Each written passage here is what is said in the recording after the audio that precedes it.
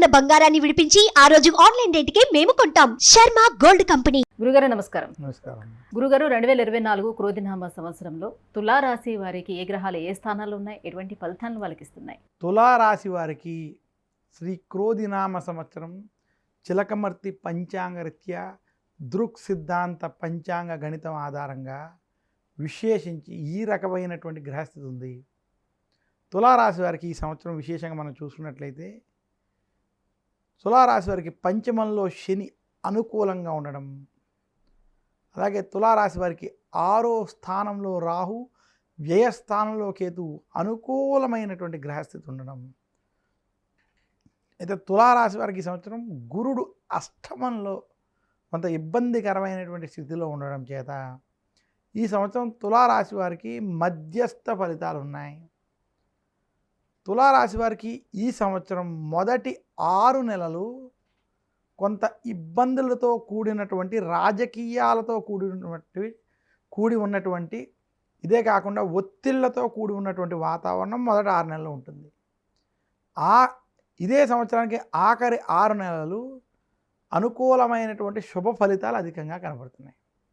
అయితే తులారాశి వారికి విశేషించి ఉద్యోగస్తులకు ఉద్యోగంలో భయాందోళనలు, టెన్షన్లు, ఇబ్బందులు కలిగేటువంటి స్థితి అష్టమ గురుని ప్రభావం వల్ల అధికంగా ఉంటుంది.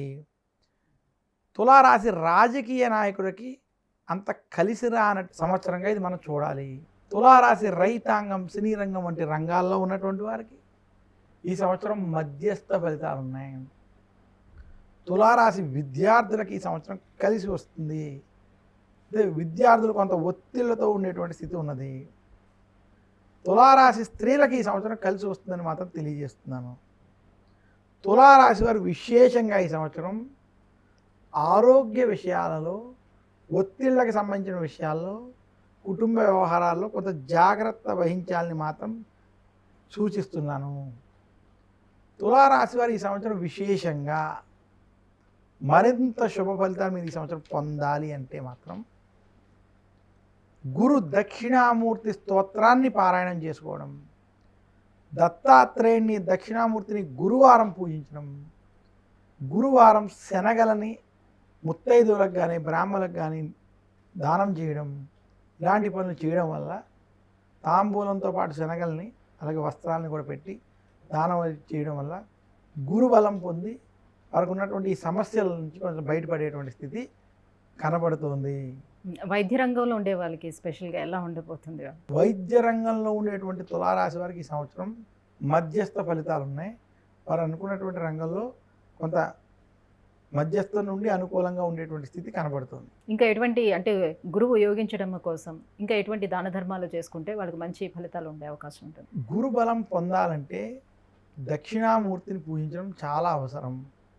అలాగే దత్తాత్రేయుని కానీ విశేషించి దక్షిణామూర్తి స్తోత్రాలు వంటివి పఠించుకోవడం వల్ల, అలాగే ఇందాక చెప్పినట్టు మనం శనగలు వంటివి దానం చేయడం, శనగలతో చేసినటువంటి ప్రసాదాన్ని ఆలయాల్లో భగవంతుడికి నివేదన చేసి దాన్ని పంచిపెట్టడం వంటివి చేయడం, దీనివల్ల కొంత బృహస్పతి యొక్క అనుగ్రహం కలుగుతుంది. అలాగే పూర్వం మనం ముత్తైదువులకి వాటికి పసుపు అది రాసి కాళ్ళకి వాళ్ళకి శనగలు వంటివి దానం వంటివి చేయించడం, అలాగే మగవారైతే ముత్తైదువులకి బ్రాహ్మణులకు కానీ తాంబూలంలో శనగలు వంటివి పెట్టి వస్త్రాలు పెట్టి గురువారం రోజు దానం ఇవ్వడం వల్ల గురు బలాన్ని పెంచుకోవచ్చు. వాళ్ళకి శని అలాగే రాహు కేతువులు కూడా అనుగ్రహం బాగానే ఉంది కాబట్టి ఆరోగ్య విషయంలో ఏం కంగారు పడాల్సిన నెసెసిటీ లేదంటారు? ఆరోగ్య విషయంలో శని రాహువులు అనుకూలంగా ఉన్నప్పటికీ అష్టమ గురుడి ప్రభావం వల్ల కొన్ని స్వల్ప ఇబ్బందులు కలిగేటువంటి స్థితి ఉన్నది. అందువల్ల తులారాశి వారు ఆరోగ్య విషయాలలో, ఒత్తిళ్ళకి సంబంధించిన విషయాల వల్ల కొంత జాగ్రత్తలు తీసుకోవడం మంచిది.